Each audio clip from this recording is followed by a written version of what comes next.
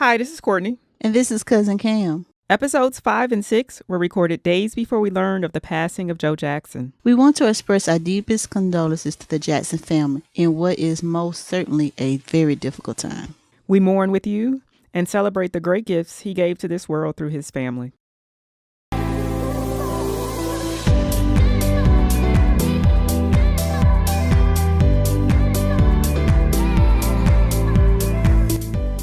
Welcome to this episode of Janet Today, Janet Tomorrow, Janet Forever, the podcast where two cousins discuss all things Janet Jackson. Today we are going to talk about Janet Jackson's Black Cat. My name is Courtney, and I'm here with my cousin. Cousin Kam. What's going on your way, Cam? Hot weather. Yeah, same here. I can't complain, though. I complained about our little short pretend winter, so I'm not going to complain about our summer. What's happening with you? Not much. Just got back from vacay, laid on the beach in Miami for a little bit and ready to get back to work. So, as usual, since our last chat, there has been quite a bit of Janet Jackson news. So let's just jump right in. Let's start with the Radio Disney Impact Award. How excited were you when you heard about this? I was very excited. Anytime Janet receives an award, you know I'm happy as it can be. Janet has always been impacting my life, and for decades, believe it or not, that Janet has been doing her thing, and I'm just glad she was recognized for it. I was kind of surprised it came from Disney. Yeah, I was very surprised it came from Disney, to be honest. When I heard about the Impact Award, that's not where I would have thought it would come from. But I did think it was super cute, and I thought it was very important to recognize her in that platform because it really is the younger generation. You know, the award is about the impact that she has had on multiple generations. And so to see that she's still having an impact on the Disney crowd is really tremendous. It makes sense because Janet has impacted every music generation, from Beyonce to Britney to Tiana Taylor, and not just music, but social issues from the knowledge to the state of the world. Yes. Well, you know, I'm just so happy that we're actually giving her flowers while she's here. And I hope this is a call to action for basically every other award nominating body. Give people their flowers while they're here. You don't have to rename an award after them after they've died. Disney announced during the ceremony that the award would be renamed for Janet. So going forward, it will be the Janet Jackson Impact Award. Yeah. And to me, that was the most exciting part because I always wanted her to have an award with her name on it. Like, you know, the Oscars has a Cecil B. DeMille. And I think MTV, if I'm not mistaken, did they rename the Video Vanguard Award, the Michael Jackson Video Vanguard Award? Yeah. And they've kept that up. So I hope Disney does the same. Yeah. I hope that she gets it somewhere else, too, because no shade to Disney. Love Disney. And this is awesome. And the presentation was spectacular. Like, if you got the chance to watch their video and with Raven and Normani, they really did a good job. And you can say what you want. I know people are sometimes critical of Raven Simone, but you could tell she was a true stan, a Janet. Absolutely. Yes. Yeah. Yes, she was like me. Like, let me tell you about Janet. She is jam fam to the core. They really picked current relevant young stars who really identify with Janet Jackson. Like, we know Normani talks a lot about her impact, and Raven Simone, as she said herself, she's like, I've made a fool of myself many times over Janet Jackson.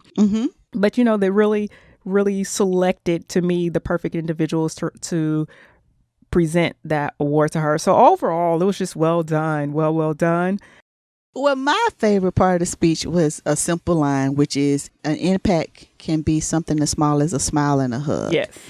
You never know what a person's going through. So just giving them that little nugget is an impact. So everybody can make an impact. Yeah, I love that part of that. Yes. And the other part I would point out is when she talked about the impact that her family had on her. So she talked about her mother's love, her father's drive, and her brothers setting the way for high artistic achievement. So I really thought it was a really well thought out, well planned speech.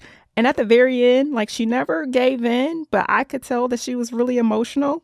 Yeah. Having this award delivered to her. And that just warmed my heart because I really hope she understands how much we love her, how much she has impacted us. And for so long, you know, for me, like, as long as I can remember, you know, Janet Jackson has truly been a presence in my life, like a friend that's never left. And she continues to do that. And so I'm just glad that we're able to tell her while she's here, and that she's able to feel the love. We love Janet now. We love some Janet. We do, we do, we do. Another thing that I love about her receiving an award was we actually saw her do more social media this week, more behind the scenes of her getting prepared for not only the tour, but going to the award shows, photo shoots, and things like that. Yeah. Definitely was glad to see her out there. Our Instagram story that she put out, preparing for the Disney Awards was pretty interesting. Mm-hmm. She was still doing that pretending to lay down thing. So she was... And every time she does a video where she's like in the bed laying down and she's holding the phone above her face, every time she does that, I just can't help but think about that episode of The Golden Girls when Blanche said she stays on her back because it's like an instant facelift. Everything just falls in place. Yes. I'm a Golden Girls fanatic, so I know exactly what you're talking about. I might do that. I might take a picture of myself in the bed doing the lay back, pretending to be laying down. Now, in that episode, Dorothy also said that sure, your face slides back, but your breast also fall back into the side. Yeah. It's a catch-22. It's a catch-22. But yeah, so we also saw a lot of behind the scenes prep for the Essence photo shoot as well. Yes. I must say that I am so proud of Essence for putting Janet on the cover. Kudos. It's called the Love and Happiness issue. And she looks fierce. Like, that's the only word that comes to my mind is they just did a great job. They appear to have spared no expense in putting together a great presentation for Janet. They really gave us something new and different in the presentation, letting us see behind the scenes, the work with the photographer, and then also having Janet craft an actual letter to her fans, which was so good. Like, she started and basically talked to us about her emotional journey and her spiritual journey, basically from, her 20s until now. And the lessons that she had learned along the way. And I just really thought that was a very unique presentation. And yeah, and I'm be honest, and it's not because I stan Janet Jackson. You do stan Janet Jackson, though. Yes, I do. But just her opening, when she just says, "My dear Essence sisters, we've been together for a very long, long time, and I'm very grateful for our deep connection." That right there made me feel like she was saying, Cousin Kam, I know you out there and I appreciate you. You know what I'm saying? I see you, girl. Yes. I thought it was really well done. It made it feel very intimate and very 101. Even one of the lines in there that really stuck with me was when she said, "I have found happiness in my relationship with myself and God, and that happiness is grounded in the moment. And today, happiness means being present." And I promise you, just this year, that's a lesson that I learned. I have felt like I have been waiting on like the big reveal. Like, what is the big success or the big love or what is the big thing that's going to come to my life and change it? And I'm just going to, shoot out into this sphere of happiness. And this year, I said to myself, every moment where you find yourself, you can smile, where you can share a laugh with friends, where you can go out to dinner, where you can go to a movie, that's a moment God blessed you with happiness, and don't let it get away. Like, relish that moment. And so that's what I've been doing this year. I'm normally an upbeat person anyways, but one of the things that I was always feeling was like I was waiting for the next thing instead of living and loving the life I have now. Right. And that's what I've really been focused on. And so when she said that, I was like, man, yes, girl, I feel that. Happiness is grounded in the moment. Yeah. The part of the letter that touched me was when she talks about the 20s, because my 20s was rough, and my 20s was rough because you go through this stage where you like, am I really living my life, quote unquote, or am I trying to keep up with the Joneses? Because when you're 25 and you're working and people, I don't want to say people or society, but there's this whole thing like when you're 25, you should have a home, a car, working on a marriage. And at 25, you're still not ready, So when she was saying, hey, I finally got this, and this is how I interpret it, I finally got this acceptance with control going into Rhythm Nation. And yet I still felt like I'm dealing with this unworthiness and this perfection. And I'm thinking to myself, I can relate because here I am trying to reach these goals that people say you should be reaching at this age. When honestly, I didn't want that at 25. I think that it's a good reminder that we all have to travel our journey in our own time. Right. I think sometimes we get stuck trying to check the boxes of like what other people expect of us. Mm-hmm. And it's not long before you realize that you're not living authentically. You are living the expectations or dreams others have for you, but you're not really living your own life. Right. Yeah. I feel you. I'm about to be 38 soon. And I'm just beginning to say, okay, I'm going to have to do it Kammy way. Just do it Kammy way. Then I'll find that happiness. Again, shout out to Essence for this issue, and a big thank you to Janet Jackson for opening her heart and sharing her hard-learned lessons. Mm-hmm. So let's get into this week's song. Black Cat.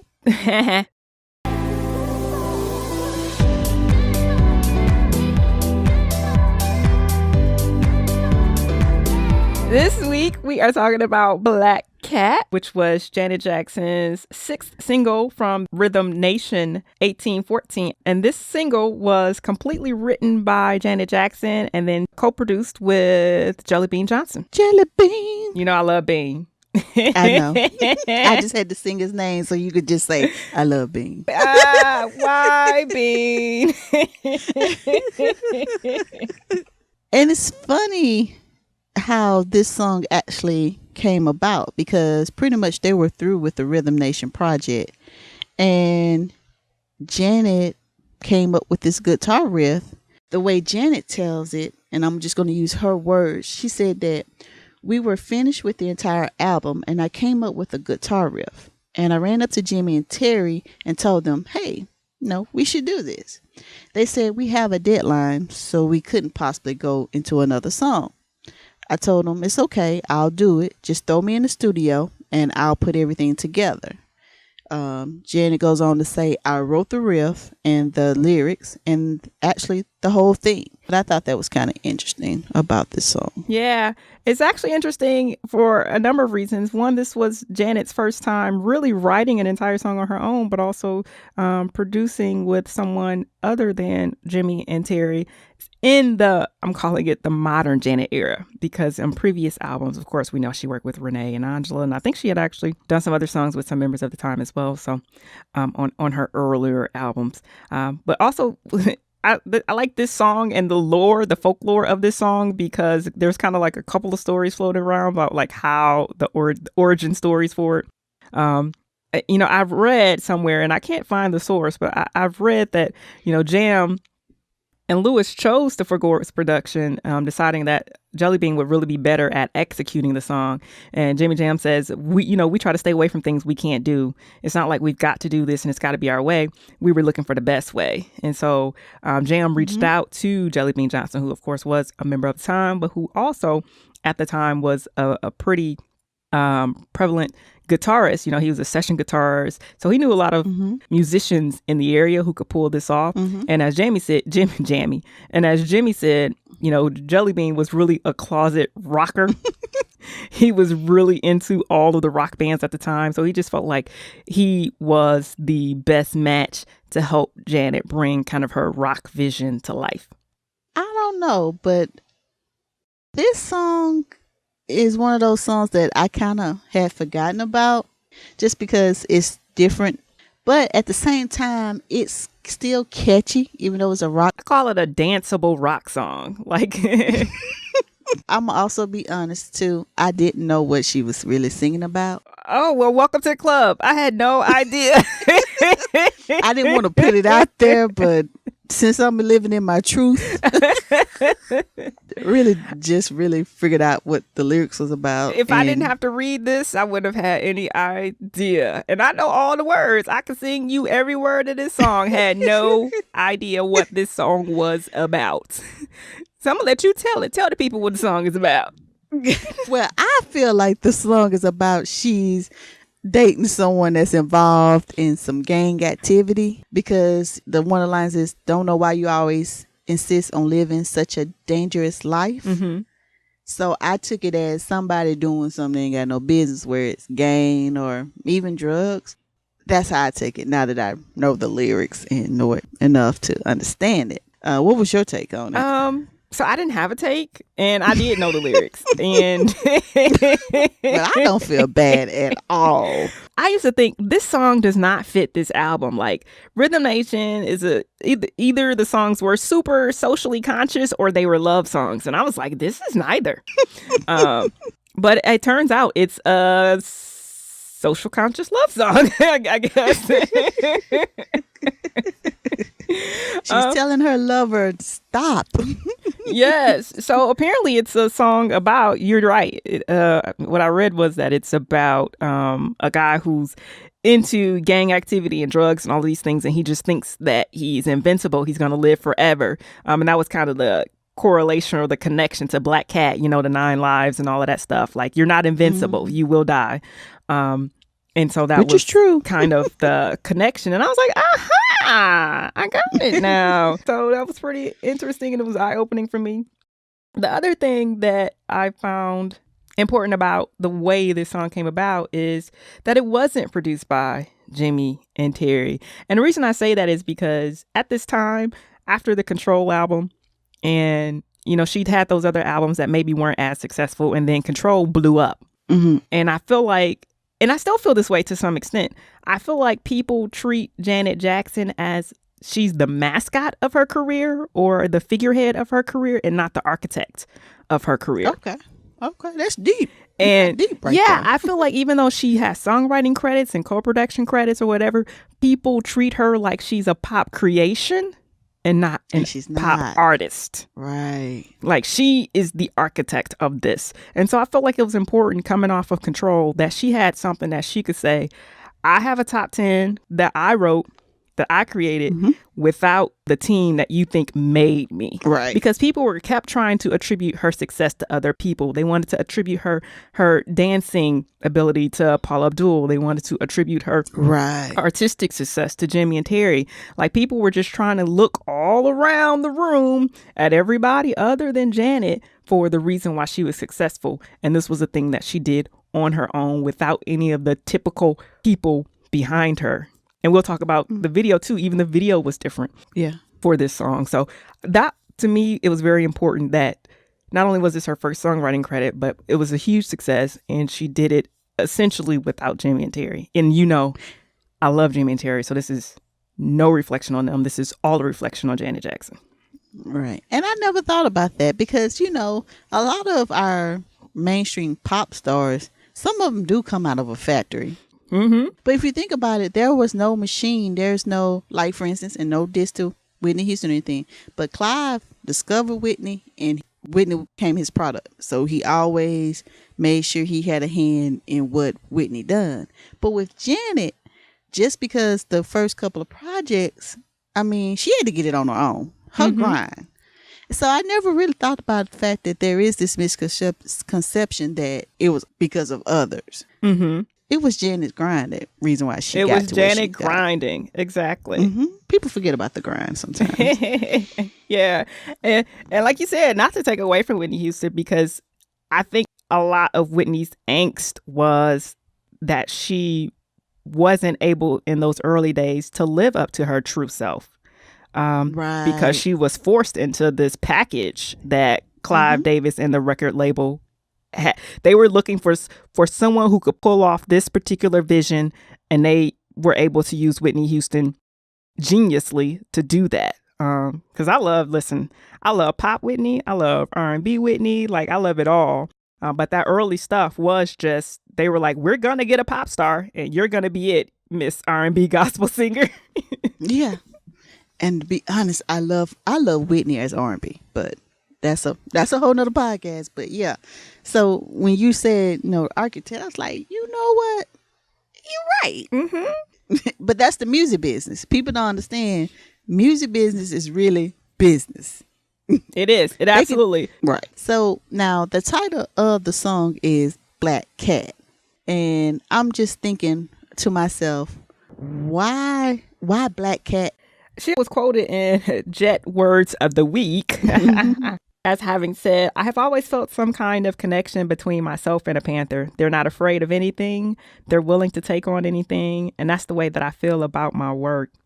And we know she has a great connection with animals. This is actually one area where I overlap. Like if people look at my Pinterest account, they would probably be very concerned because it's mostly just it's just cake recipes or vegan recipes I'll eventually add meat to and big cats. So like I'll look at a lot of panthers and lions and tigers and that kind of thing.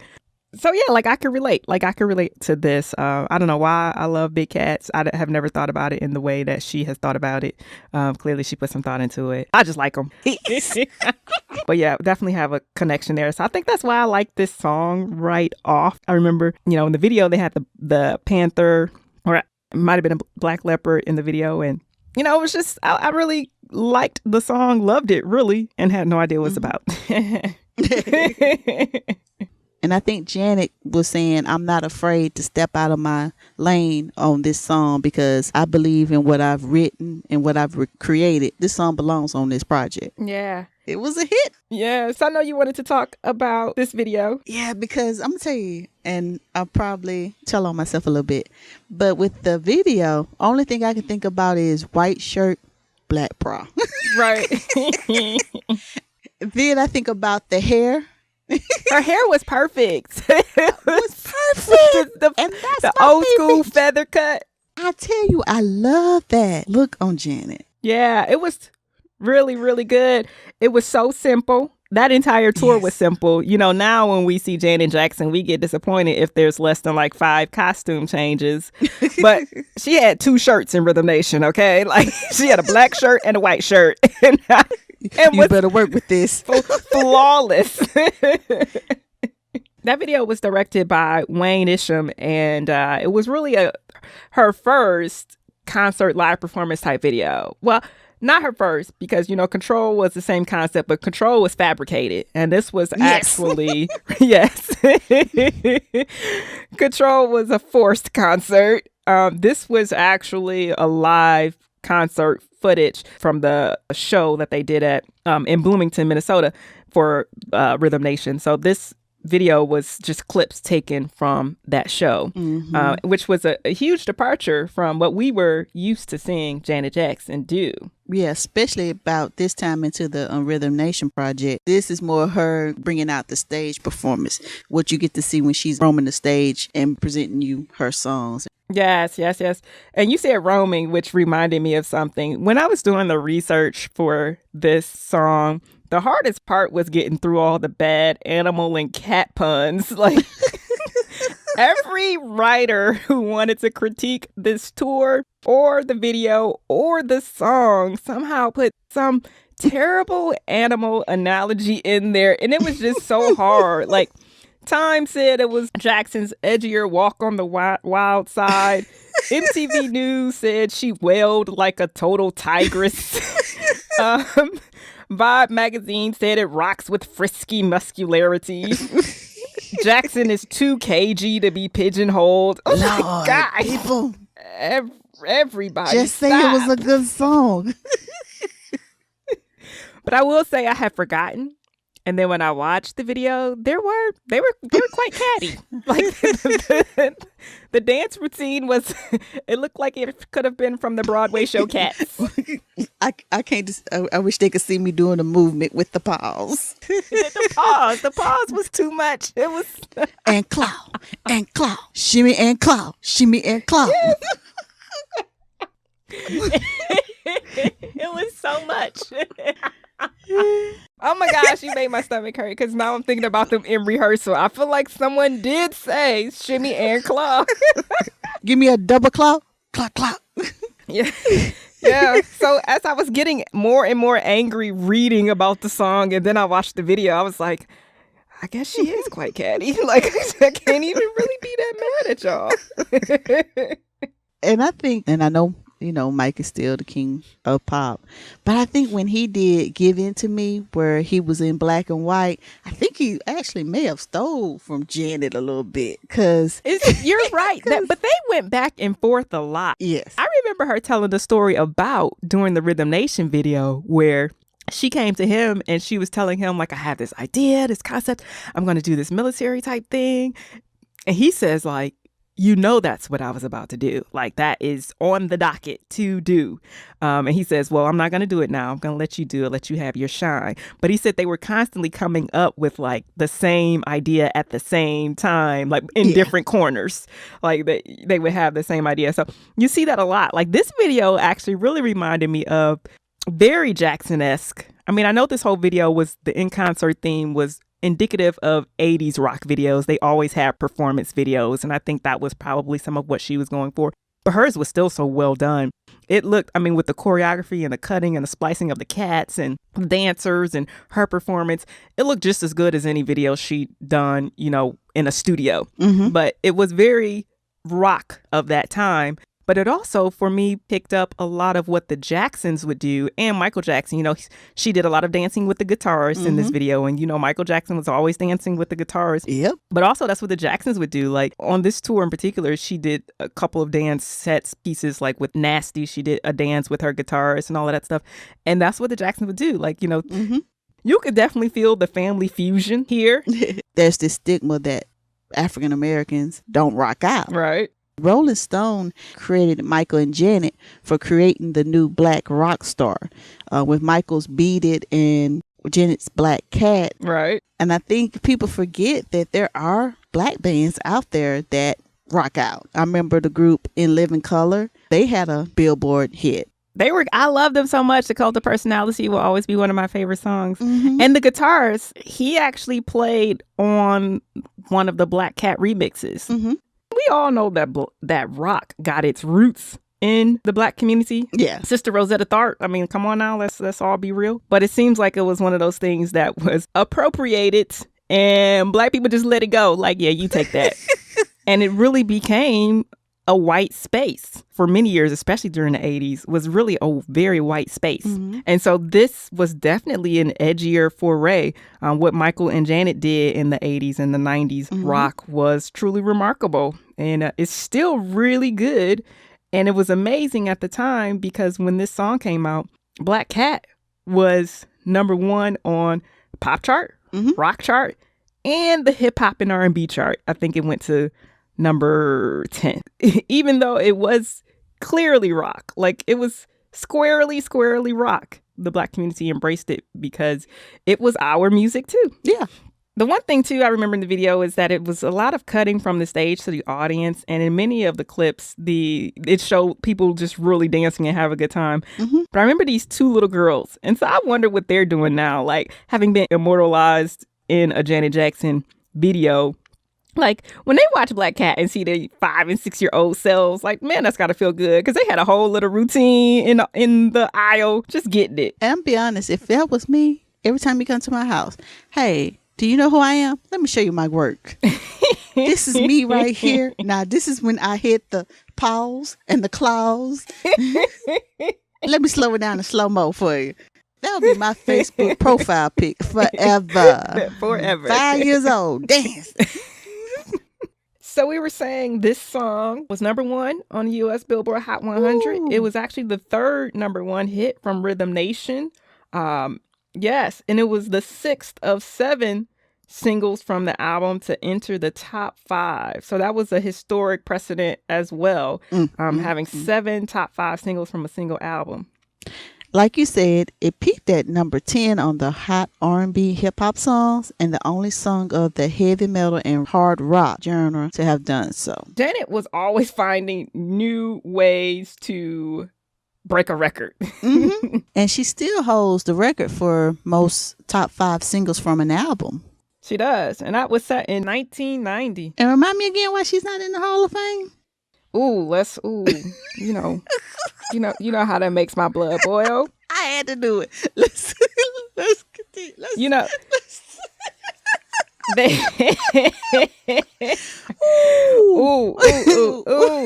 To me, that is so upsetting. Like at this point, I'm to the point where when they offer it to her, I want her to say no, thank you. I do not want. And then I want her to build a museum of her own. Don't do that. Don't be a T.O. No, I do think she should. I mean, she should be in there, and it's insulting at this point. And to me, it's also sexist and racist. And people are going to say, well, Shaka Khan's in there, so can't be that.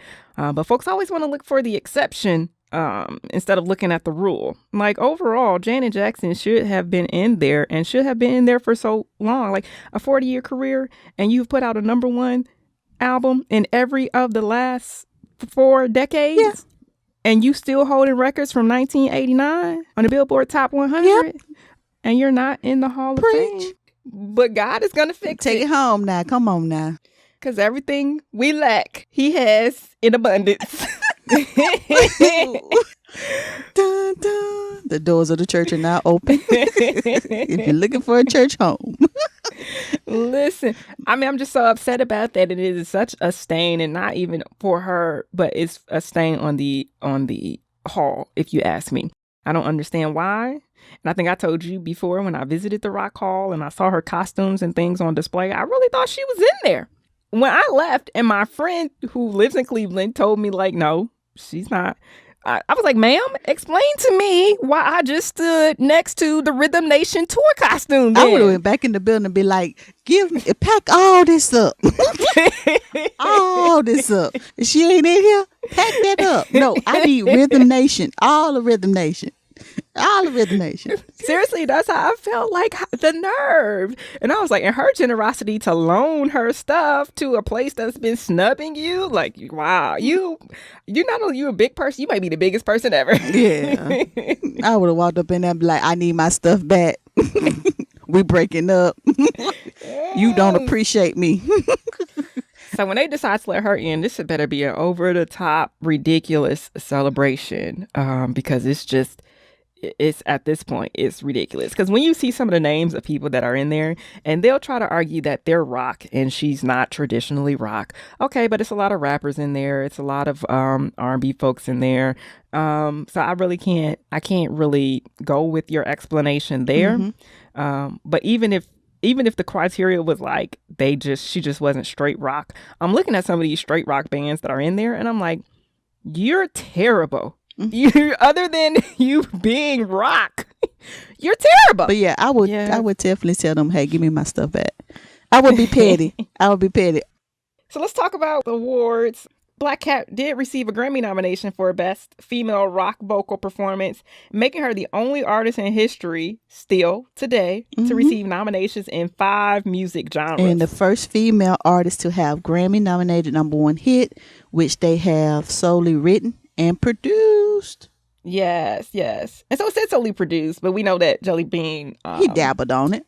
Co-produced. Yeah, he co-produced that with her, but it was her vision and it was her lyrics and everything that brought that to life. So once again, a record that she put up that probably will not be taken down and still not in the Rock Hall of Fame. And one thing also that's memorable about Black Cat is her opening up the 1990 MTV Music Awards with this performance. Mm-hmm. Killed it. She did, as usual. And I think, if I'm not mistaken, and you can correct me if I'm wrong, Rolling Stone listed as number 6 as one of the best opening performances for the MTV Awards.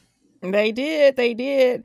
And also that night, on those 1990 MTV Video Awards, she was the recipient of the Video Vanguard Award, which for VMAs is kind of equivalent to their Lifetime Achievement Award, which was really interesting because this was for Rhythm Nation. And she got the Lifetime Achievement Award in 1990, and we know how much she's done since then. But even at that point, she had already really changed videos. The choreography in her videos was second to none. The storytelling in her videos was second to none. And she really had only been doing that for a very short time. But they had already recognized that, like, we don't know who's going to top this. Yeah.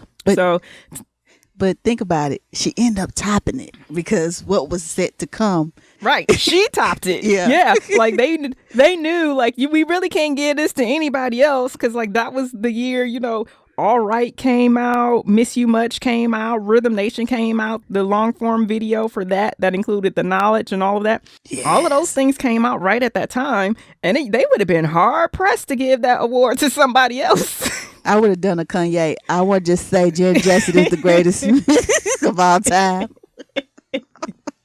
Yeah, they would have been hard pressed to give it to someone else, even though she was still so young in her career. But to look at what she had achieved by that time, she really did deserve it. And you mentioned about the video, you remember that white shirt and the black bra. Mm-hmm. I remember it from that MTV performance because that shirt was fly. She had the kind of crisscross shirt that crossed over her midriff. And it was a snap. So, normally she unbuttons her shirt. Like on the tour, she would start unbuttoning it as she's walking. But on this one, she just snapped it open and it flew open. Yeah. I read somewhere that they were like, that was her first like truly shocking moment. Because even still at this point, people were thinking of Janet Jackson as like, basically a virgin. People just weren't equating her with sex symbol yet. So the TV audience was stunned when she opened her shirt. Do you remember that during this tour, she had a real live cat on stage? Yes. I remember the couple stories because the cat didn't last long. But I bet. The first story was the opening night of the show. The cat peed on the stage and Janet slipped in and fell down. Yes. He had stage fright too. It was opening night. The cat's name was Rhythm. And when the tour first started, during the Black Cat, Janet would go into this cage and the dancers would cover her up. And then when they took the cover down, Rhythm was in the cage. It didn't last long, though. A lot of animal rights folks kind of made a fuss. And so Janet, she announced that she wouldn't take the animal out on the road with her anymore. Her words were, while the illusion with the cat was appreciated by most of the audience, if it caused even a few people to worry about the safety of the cat, it's not worth keeping it. So that's what she said in her statement. I know how well the animal was treated by its trainer and my production staff. I love animals and would never do anything to harm one or allow anyone to do anything to harm one. But rather than let my fans worry, I would rather be without the cat. In translation, I'm tired of dealing with this cat. And since y'all complaining, let's get rid of this cat because Rhythm is peeing on the stage. I remember, though, later on Rhythm Nation, she was on the show with Donnie Simpson, Video Soul. Yeah. She actually told him that she regretted letting popular opinion dictate what she would do. Mm-hmm. And so she said she regretted taking him off the tour. Wow. But at the time, it just seemed like too much of a distraction. But she was like, I know I wasn't doing anything wrong. So why did I let people pressure me into doing something different when I know I wasn't doing anything wrong? And that cat was probably living a life. You know he was. Because he got to stay air conditioned, got to feed him, got to keep his coat maintained. Paws looking good. Yeah. So he was probably like, oh, wait, what? Y'all done cost me my job.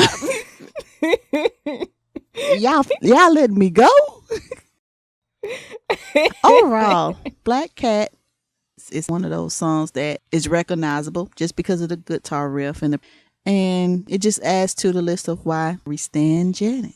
The thing that sticks out for me about this song is just continuing to show her versatility and continuing to take risks. At this time, Black women were not doing rock. Mm-mm. And she decided that this was something that she was going to step out and do. So kudos to her on all the accolades and all the accomplishments of this song, but also, too, just having the courage to do it in the first place. So I like this song. I always have liked this song, but I've always liked the songs on Janet's albums that are a little offbeat. Like I like Funky Big Band from the Janet album. So I've always been kind of a fan of the songs that don't really fit. Although apparently, it was my own ignorance thinking this song didn't fit because apparently it does. Yeah. But yeah, so cool. I love this song. I love Janet. And that's that. Uh-huh. So now it's time for a new segment. Make me wanna scream.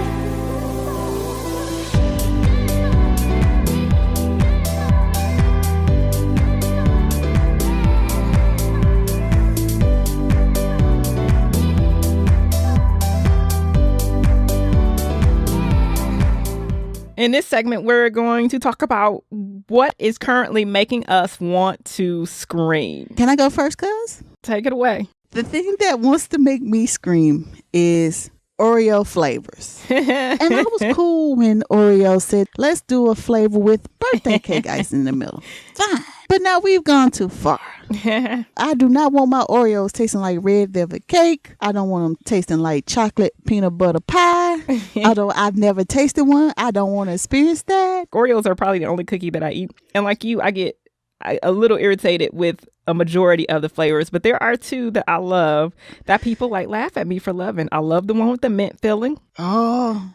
I love the golden ones with the salted caramel filling. Oh. And I like the peanut butter filling. You're killing me, Smalls. But some of them are a disaster. Like, why Red Hots? Yes. Why Swedish Fish? Why kettle corn? These aren't dessert flavors. Like, no one wants popcorn cookies. And I'm wondering, is there a pregnant lady somewhere?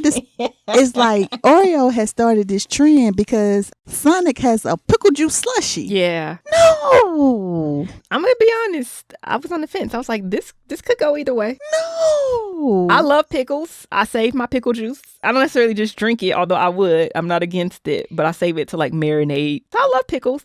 And I was like, oh, this could go either way. No. I'm not finna walk up to a place and say, hey, let me get that pickle slush. You know what? I might get the pickle slush. I might. Oh, because you need to know. I need to let you know how it is. So when I go out today, I might do it. Okay, well, my thing this week is a little more serious. I got two. So my first one is Janet herself. Oh no, what Janet do? You know, she's been a little more active on social media, but one of the clips she put out when she was getting ready for Radio Disney, she was looking at her face in her laying down Blanche pose, and she said, "Oh my goodness, look at my face. It looks so fat." And I'm like, ma'am, where, ma'am? So the thing that is making me want to scream is like, I need Janet not to put herself down. And I know that's a hard thing to say because obviously she's been very candid about struggling with self-esteem and identity issues her whole life. Right. But this is a habit, ma'am, that I need you to work on breaking. More so for her mental health and I just want her to know how beautiful she is. And even when she was chubby, she was still the cutest thing ever. So it's like, you call her chubby, I say she was thick. She's just beautiful. It doesn't matter. And so it makes me scream that she doesn't see what we see. And she doesn't see herself as beautiful as we see her on the inside and outside. But she's getting there. Yeah. I got one more. What you got? It's this new generation. Oh, don't do the new generation. What the new generation do to you? I love this new generation because they're bold, they're thinkers, they're out there doing their thing. But I need them to stop taking credit for everything. They didn't invent Fila. I saw on Instagram, I follow Mike Epps, and he had on a Fila suit. It was dope. And these little young kids were trolling him because they were like, you still in out trying to be young. No, dude. Oh, wow. Is that what they said about Fila? Yeah. Something that's been around over 50 years. Look, I personally had a pair of the Grant Hill. I had the Grant Hills too. Yes. I really only just noticed that Fila was making a comeback because like I said, I hadn't really seen anyone in it in probably 20 years. So I guess I could see how they would think it was new because when Fila went away, there was no holdovers. Like, you know how sometimes you might go outside and you still see a Coogee sweater or you still see Guess jeans, but you did not see Fila for like 20 years. All right. Okay, so I have one more. One of the things that is making me want to scream is, and this happened the other day, if I pull up to your shop or your restaurant and any part of the name that should be spelled with a C is spelled with a K, I'm pulling right off. No. I am. Because you know where it stems from? Mm-hmm. Driving from Michigan to Mississippi. And this was so many years ago. It's not even funny, but it's still in my brain. We were on our way and there was a restaurant called Country Cooking Kitchen. All the C's were K's. So now what we got? 3 K's in a row. I was like, that's unnecessary. You didn't have to do that. Okay. That right there, you have a valid point. Mm-hmm. But as a person who has a name who starts with a K. It does. And sometimes people spell my name with the K. I love changing the C's to K. No, like, don't do it. Don't do it. Yes. Because if you text me, Cammy, such, I'm like, cool. Instead of putting COOL, I'm like KOOL. No. Mm-mm. And then you got to think about it. A lot of times when you're trying to set up your business, you know, somebody may have that name already, but if you flip the letters, it works, you know? I get it. Pick something else. I'm just not comfortable with your K for C swap out. I'm not comfortable. Like, for instance, I would spell Charleston Kharleston. Why would you do that?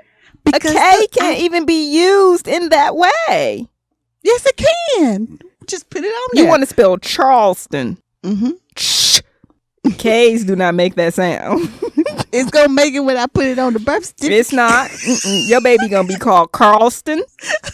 And you're just going to have to live with it. Because I'm going to be number one. Hey, little Carlston. Come on, man. And I don't want to be related to the number one offender of... You have no choice. Of doing too much. And doing too much unnecessarily. Because I hate to tell you this, but you can't get rid of me. I was born on your mom's birthday. I'm in there. We stuck like glue. I can't be a part of this. I will be just so happy when you have a little person, but I'm gonna call him Carl. So that's it for us this week. On behalf of myself, Courtney Strickland, and my cousin Kam, we'd like to thank you for spending time with us. If you'd like to reach us, you can do so on Twitter and Instagram at JJTodayPod. That's at JJTodayPod. Our intro and outro music, Good For You by THBD, is licensed under the Creative Commons Attribution 3.0 license.